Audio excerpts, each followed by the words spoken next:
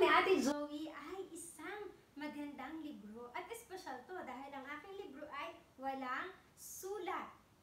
Ang meron lamang dito ay kulay. Ang tawag ko dito ay wordless book or aklat na walang sulat. Pero alam niyo ba, sa aklat na ito, naririto ang pinakamagandang kwento na napakinggan ko sa aking buong buhay. At ang kwento dito ay nagmula sa salita ng Diyos, ang Bible. Nagkasabi ito at naglalaman ng mga katotohanan na para sa ating mga tao. At alam nyo, papakinggan natin ang mga katotohanan na sinasabi sa Bible. Sa simula na ito ay sa gold page. Magsisimula tayo sa gold page. Ano ba sinasabi sa gold page? Tsaka bakit ba ito ay ginto? Malalaman natin yan kung bakit ito ay ginto. Alam nyo ba, ang Biblia, sinasabi nito ang tungkol sa isang lugar na hindi lang maraming ginto, kundi isang lugar na gawa sa ginto or lahat ay ginto. Dito lahat ng makikita mo at mayroong river or ilog na ang tubig napakadalisay, napakapuro, kasing linaw ng kristal. Alam niyo kung anong tawag sa lugar na yon? Heaven or langit. Ito ang heaven or langit. Alam niyo ba sino ang nakatira sa lugar na to?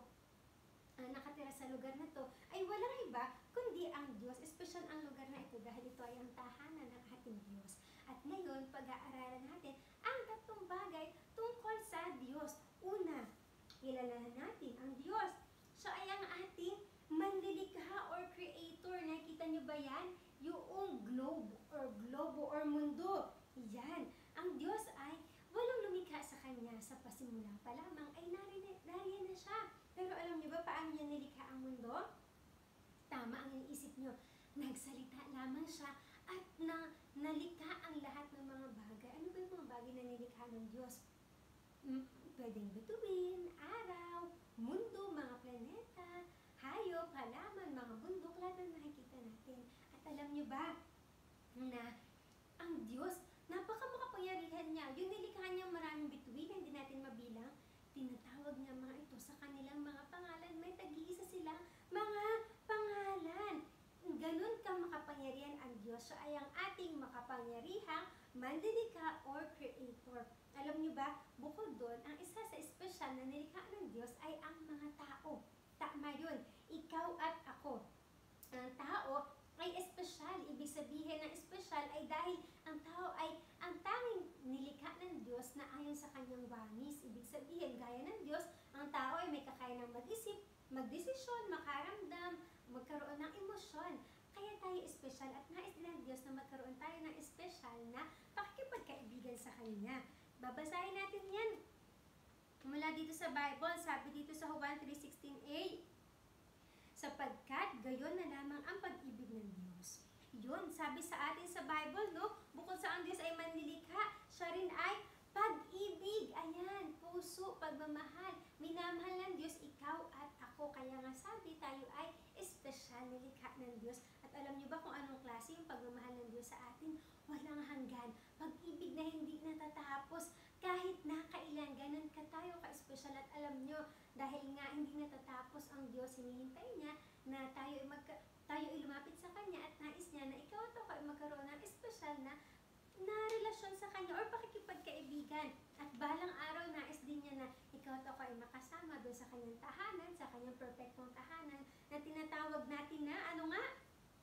Yes, langit or heaven. Yun ang Diyos na nagnanais na magkaroon ng espesyal na pakikipagkaibigan sa iyo at sa akin. At alam mo ba, lahat ng nilikha ng Diyos na tao, precious or mahalaga sa Kanyang harapan.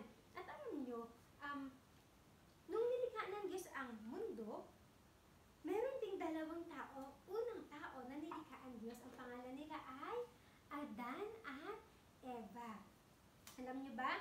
Sila ay espesyal na ini-enjoy nila ang special na friendship kay God dahil sila ang unang tao na ginawa ng Diyos, nakatira sa isang lugar na tinatawag na hardin. Ang hardin ay isang perfectong lugar at doon naroon lahat ng kanilang kailangan. Hindi nila kailangan magtrabaho, magbungkal ng lupa at ang mga animals doon, ang mga hayop, maamo, hindi nangangagat, hindi sila inaaway o sinusugod.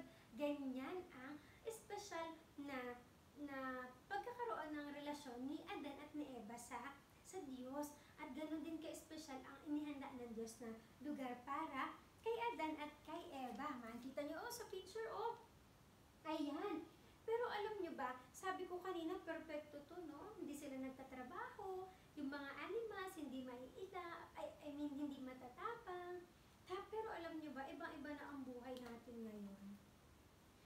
Naghihirap na yung mga tao, kailangan magtrabaho ng sobra, na mapagod sa pagkatrabaho, at saka, pag tinignan yun, diba, may lindol, may bagyo, malungkot dito, no? Alam niyo ba bakit yun? Yun ay dahil sa pagpasok ng kasalanan dito sa mundo. Naapektuhan at nasira ng kasalanan ang maganda at perpektong nilikha ng Diyos. Alam niyo, mapapag-aralan natin yan sa susunod natin na lesson. Pero ngayon, naalamin muna natin ano ba ang kasalanan.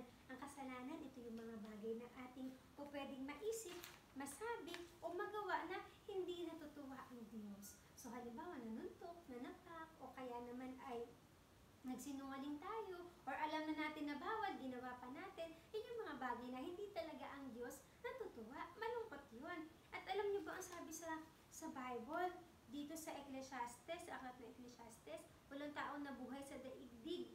Walang taong hindi nabuhay sa daigdig ng mabuti at hindi nagkakasala. Lahat tayo, ikaw at ako, ay pinanganak na makasalanan. Pinipili talaga natin suwayin o hindi sundin ang Diyos. Malungkot pa, may parusa ang kasalanan.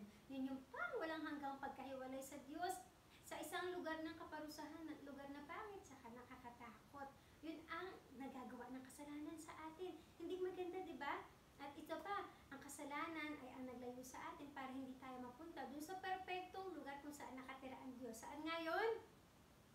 Langit. Tama yun. Dahil sa kasalanan, nagbago ang lahat. Ang buhay, naging mahirap, nagkaroon ng trahedya, malungkot na, nagkaroon ng sakuna, at naapektuhan ang perpektong nilikha ng Diyos. Pero alam niyo ba, may pangako ang Diyos. Sinasabi sa atin sa Bible, ang pangako ng Diyos na balang araw, ayan, sinasabi sa atin na dito, balang araw ay magkakaroon ng bagong langit at bagong mundo o bagong lupa. Gagawin yun ng Diyos. At ang lugar na yun ay napakaganda, kung saan walang kalungkutan, walang sakit, walang sakuna, walang pangit na nangyayari, hindi tayo nalulungkot. At ang Diyos ay kasama doon ng lahat ng taong sumampalataya sa Kanya at di na yan matatapos. Yun ang ating pwedeng maging pag-asa. Kung ikaw ay sumampalataya na kay Jesus bilang iyong Panginoon tagapagligtas, o pwede kang umasa sa pangako ng Diyos na gagawin niya ang kanyang sinabi. Alam niyo ba, sabi sa Bible, sa aklat ng pahayag, sabi dito, papahirin niya ang bawat luha sa kanilang mata. Wala nang kamatayan, dalamhati, pagtangis at paghihirap sapagkat lumipas na ang dating mga bagay. Ibig sabihin ng mga dating mga bagay, yung mga pangit na bagay na dahil sa kasalanan, nangyari dahil sa kasalanan. At yung perpektong tahanan ng Diyos, itong langit, naroroon ang Diyos. Bakit ito perpekto? Dahil ang nakatira dito, ang Diyos ang nakatira dito ay perpekto. Ibig sabihin, banal. Wala siyang anumang bahid ng kasamaan o kasalanan. Siya ay perpekto. Sa English, ito ay holy. Yun ang ating Diyos. At plano niya na ayusin ang kasalanan, ang nasira ng kasalanan. Paano ng Diyos ayusin ang nasira ng kasalanan? Kung nakikita niyo sa ating picture, ayan, makikita natin ang picture na inilalarawan ang Panginoong Hesus, may sugat sa kanyang mga kamay at may dugo. Ito ang paraan ng Diyos para ayusin ang sinira ng kasalanan. Sa pamamagitan ng Panginoong Hesus, sino ba si Jesus? Siya ang perpektong anak ng Diyos. Ibig sabihin, siya ay perpekto, walang kasalanan. Pero, ano nangyari sa kanya? Isang araw, siya ay pinarusahan kahit wala siyang kasalanan. At doon sa krus, siya ay namatay. Inilibing siya, pero sa ikatlong araw siya ay muling nabuhay. At dahil sa ginawa ni Jesus, pwede na rin tayo magkaroon ng pag-asa at mapatawad sa ating mga kasalanan. Alam nyo, sinasabi sa atin sa Bible, dito sa 2 Korinto, sabi dito, ang tungkol sa ang pagkamatay ni Jesus ay plano ng Diyos para ayusin ang nasira o winasak ng kasalanan. At sabi dito, hindi nagkasala si Kristo, ngunit alang-alang sa atin, siya itinuring na makasalanan upang sa pakikipag-isa natin sa Kanya ay maging matuwid tayo sa harap ng Diyos. kundi dahil sa ginawa ni Jesus at sa kanyang dugo na naglinis at nagbayad sa ating mga kasalanan, hindi tayo mapapatawad sa ating mga kasalanan. Si Jesus ang plano at paraan ng Diyos para ayusin ang winasak ng kasalanan. Di ba? Napakagandang paraan ng Diyos yun para mailigtas tayo at mapatawad sa ating mga kasalanan. Aayusin niya ang sinira ng kasalanan. Alam niyo, ang Bible, puno to ng katotohanan tungkol sa Diyos at sinasabi sa atin ng Biblia ang tungkol sa Diyos na siyang lumikha sa atin, nagmamahal sa atin, at naghihintay na magkaroon tayo ng espesyal na pakikipagkaibigan sa Kanya.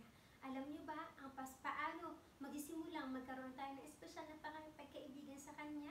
Sinasabi sa atin yun sa Bible, sa aklat ng Juan 3:16. Babasahin ni Ate Joey dito. Ang sabi dito ay, sapagkat gayon na lamang ang pag-ibig ng Diyos sa sanlibutan, kaya't ibinigay niya ang kanyang kaisa-isang anak, upang ang sino man sumampalataya sa kanya ay hindi mapahamak, kundi magkaroon ng buhay na walang hanggan. Sinasabi dito, ang tungkol sa ginawa ni Jesus na siya ay namatay para sa atin, binigay niya ang kanyang buhay para tayo mapatawad sa ating mga kasalanan. Siya ay namatay, inilibing, at muling nabuhay sa ikatlong araw. At sabi ng Biblia, ang sino man sumampalataya, ganun tayo kamahal ng Diyos. At kung sasampalataya tayo kay Jesus na ibinigay niya sa atin dahil nga mahal niya tayo, ibig sabihin ng sasampalataya, maniniwala or buong puso matitiwala sa ginawa ni Jesus, tayo ay magkakaroon ng buhay na walang hanggan. Ano ba yung buhay na walang hanggan na sinasabi sa atin dito sa Bible?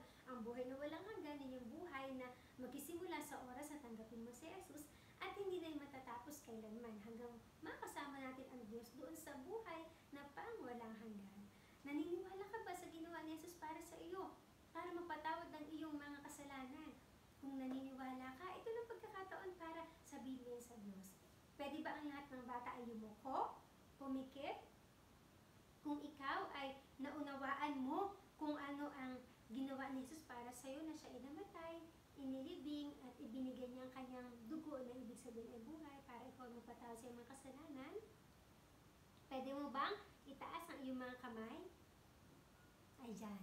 Nakita niya Ate Joey ang mga nagtaas ng kamay. Pwede niyo na yung ibaba, pwede niyo na idilat ang mga mata.